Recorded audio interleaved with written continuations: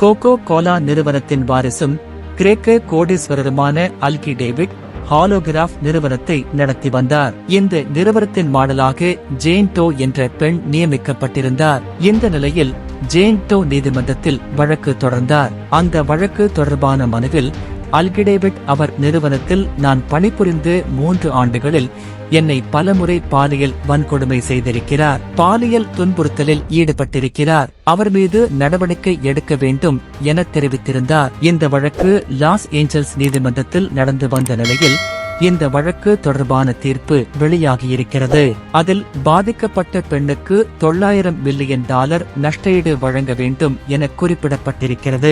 இந்த வழக்கு தொடர்பாக ஜேன் டோவின் வழக்கறிஞர் 2016 முதல் 2019க்கு இடையில் 3 ஆண்டுகளாக அந்த பெண் பாலியல் வன்கொடுமை மற்றும் துன்புறுத்தலுக்கு ஆளாக்கப்பட்டிருக்கிறார். இவர் மீது ஏற்கனவே பாலியல் தொல்லை தொடர்பான வழக்கு நடந்து வந்த சமயத்தில்தான் என் கட்சிக்காரரையும் பாலியல் வன்கொடுமை செய்திருக்கிறார். பாலியல் வன்கொடுமை வழக்கின் வரலாற்றில் மிகப்பெரிய தீர்ப்புகளில் ஒன்று இது.